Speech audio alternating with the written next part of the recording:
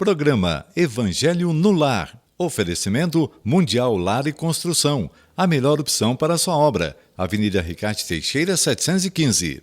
Agropan, um bom amigo do produtor rural. Avenida Senador Bueno Brandão, 139. MIC Imóveis, as melhores opções para transformar seus sonhos em realidade. Praça 22 de Fevereiro, 13. Rotel Engenharia e Topografia, levantamento topográfico, georreferenciamento e serviços de meio ambiente. Rua Major Bonifácio, 518. Mineirada Congelados, Rua Bordeaux, 116, Jardim Videiras. RTI Informática.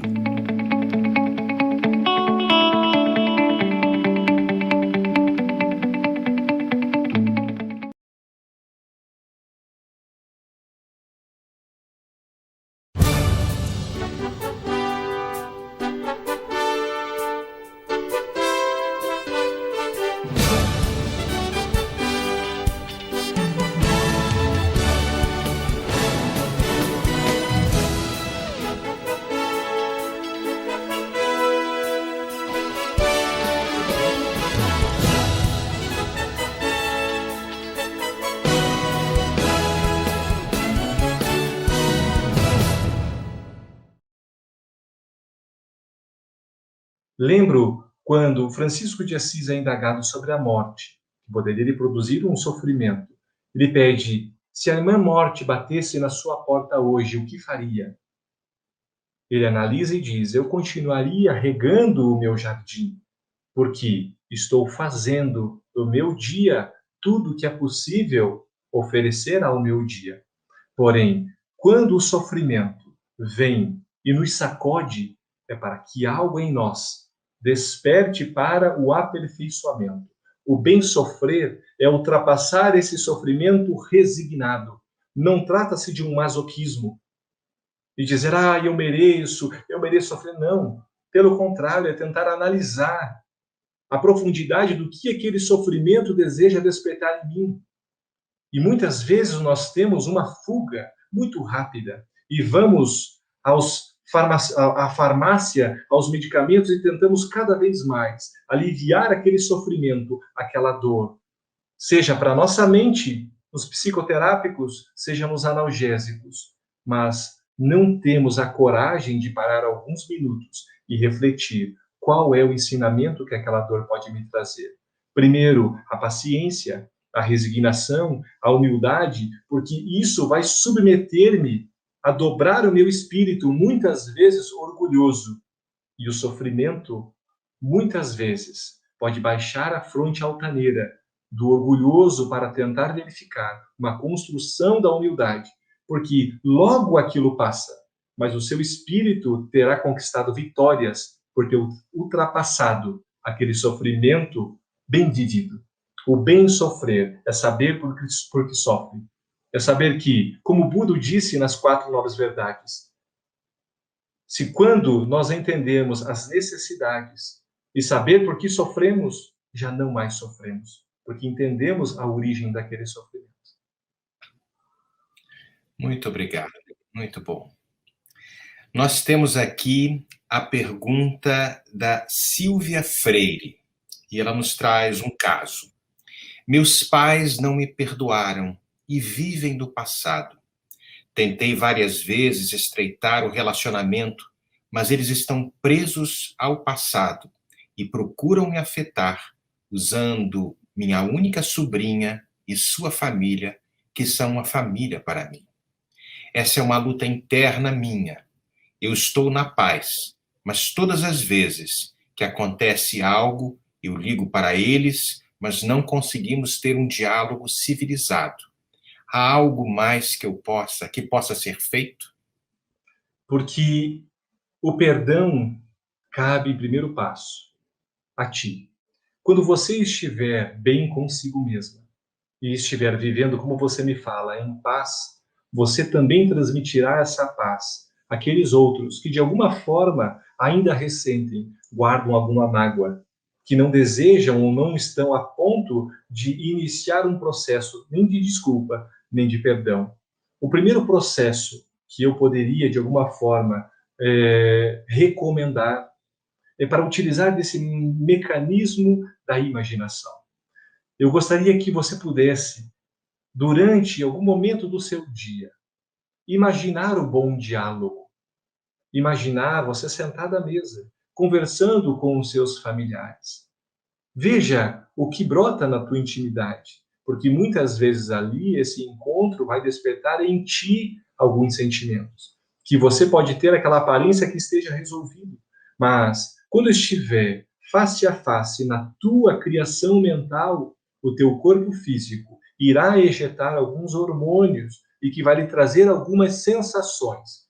Esteja desperta a essas sensações. E porque se mexe contigo, é porque tem algo aí que merece ser vencido. Porque não trata-se deles, trata-se de ti. Quando você estiver bem, a ação do outro já não te afeta.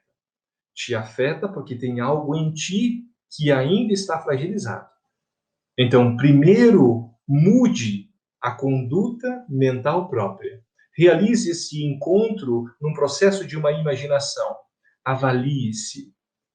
E dessa forma você vai vencendo os mecanismos que estão te aprisionando também. Porque num processo de projeção, onde você coloca a chave das algemas para o outro, você não conseguirá se libertar. E quando você fizer uma análise profunda, você vai ver que a única pessoa capaz de libertar a você é você mesmo. Perfeito, muito bom.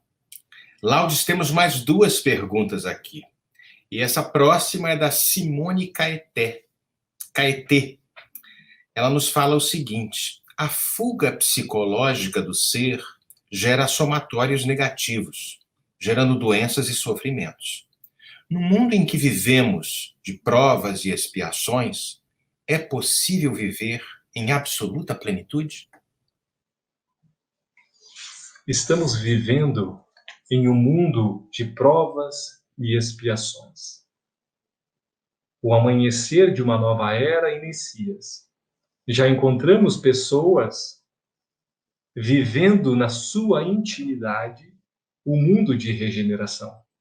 Porque não será o mundo que modificará em primeiro, será os indivíduos que apresentarão as suas modificações.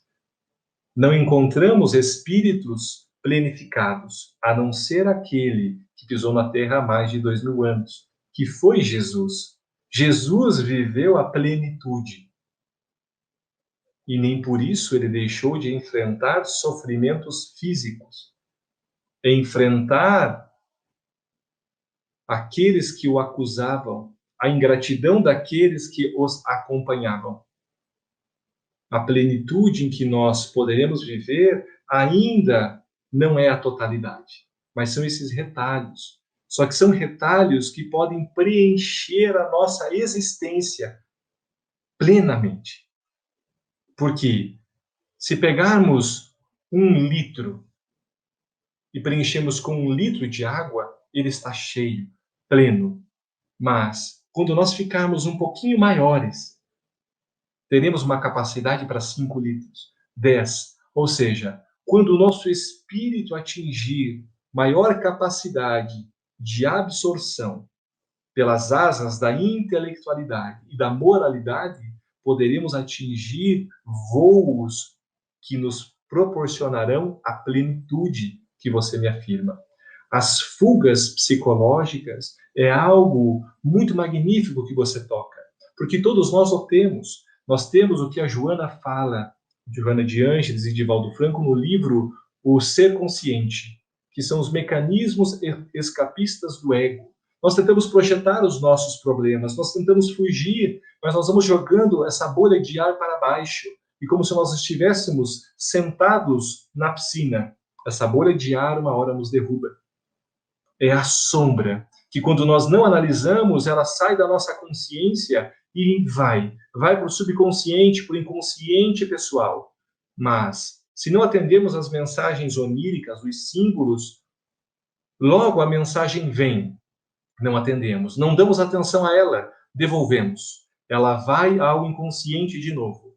A fuga, cada vez mais, ganha corpo. A sombra devolve ao sistema adoecido ainda pelo ego imaturo. e surgem as patologias psicossomáticas. A somatização me desenvolve uma patologia, para que a patologia me desperte o porquê que eu estou somatizando aquilo. Somatizando, colocando uma carga de uma energia equivocada.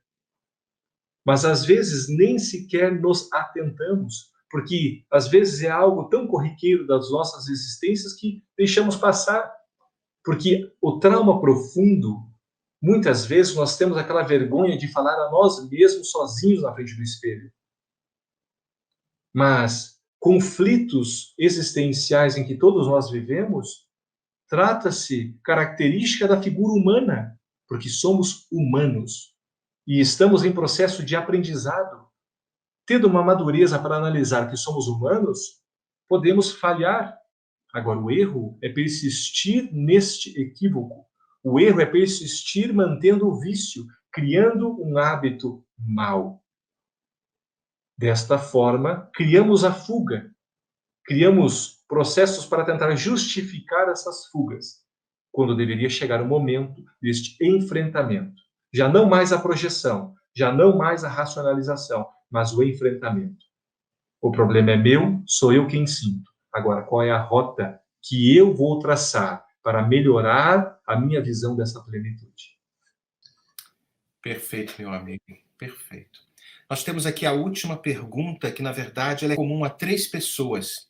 E eu peço perdão, vou citar o nome só de um, né? Mas ela é exatamente igual para todas. Senhor João José. O que podemos fazer com a ansiedade dos filhos? Existe alguma receita? Sabemos que ela é dos filhos e não nossa, mas o que fazer? Meu amigo, tenho 2 filhos que também vivem em momentos de muita ansiedade. A ansiedade agora nesse mundo digital, nas propostas imediatistas em que eles vão vivendo e muitas vezes gerando uns tormentos na construção desse sentimento da ansiedade. Muitas vezes podemos sim analisar que os sentimentos são deles, mas são pelos estímulos, às vezes, que nós estamos os permitindo que tenham acesso. E às vezes são tantos estímulos visuais, auditivos, que isso vai alterando um sistema emocional infantil. Às vezes, dentro do lar, temos múltiplas experiências científicas que nos comprovam que o ambiente também pode afetar a ansiedade infantil. Isso até dentro de um processo de pressão alta, problemas cardiovasculares, que antes eram considerados unicamente genéticos, sabemos que o ambiente familiar e o convívio também pode afetar diretamente as questões da ansiedade, das pressões sanguíneas ou da saúde da criança. O que eu recomendaria é que você pudesse criar mecanismos aonde a criança tivesse a capacidade de avaliar a sua ansiedade e controlá-la. Porque não podemos retirar a criança do mundo, mas devemos ensiná-la a enfrentar este mundo. Porque a internet não é má, ela é neutra. Mas se eu deixar o excesso nessa internet, ela vai trazer um malefício à minha criança. Agora, quando ela sabe analisar, olha, taquicardia, insônia, agitação mental, impaciência, inquietude, calma. Ó, você está inquieta agora na hora do almoço. Desligou o celular, desligou o celular. Vamos fazer uma prece. Vamos fazer uma leitura, criando estratégias para que essa criança consiga vencer a si mesmo, mantendo-se no mundo. Porque para nós, às vezes, como pais, acreditamos que se eu colocar a criança na caverna, a ansiedade para. E não para. Porque a criança, ela vai desenvolver-se porque ela está em relações sociais. E se ela não aprender em casa, ela vai aprender lá fora. E muitas vezes o que vem lá de fora pode não ser tão agradável ou tão educacional como você pode promover aos seus filhos. Crie bons hábitos. Hábitos saudáveis da leitura, da prece, o evangelho no lar. Todas as semanas, realizando um momento para que vocês tenham um encontro. É um encontro para que vocês harmonizem as suas energias mentais, espirituais, e estejam valorizando esse momento familiar. Ali eles terão o porto seguro porque passarão as ansiedades na escola, as dificuldades que todas as crianças os sofrem, mas terão um porto seguro no lar. E chegar no lar e verificar que ali está o meu abençoado espaço, ali é o manancial de bênçãos. Ali é o evangelho em ação. Estaremos fazendo o papel correto, colocando Jesus nos atos diretos das nossas relações com os nossos filhos. A célula familiar modificada, evangelizada. Tem para mim que dessa forma poderemos conseguir construir a médio prazo crianças e jovens saudáveis, controlando um mundo pulsando ansiedade, mas mantendo a serenidade íntima, conseguindo desenvolver pequenas plenitudes na conquista dessa plenitude total.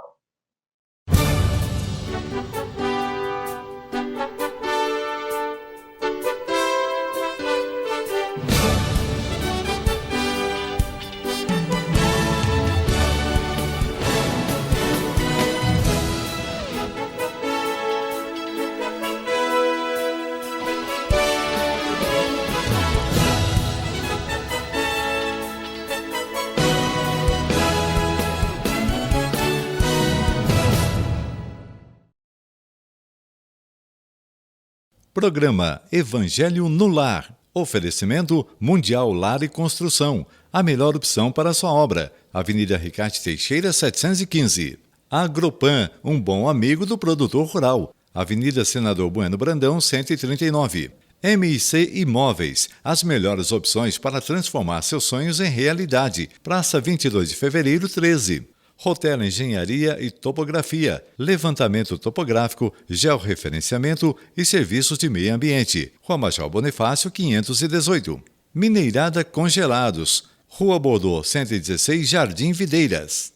RTI Informática.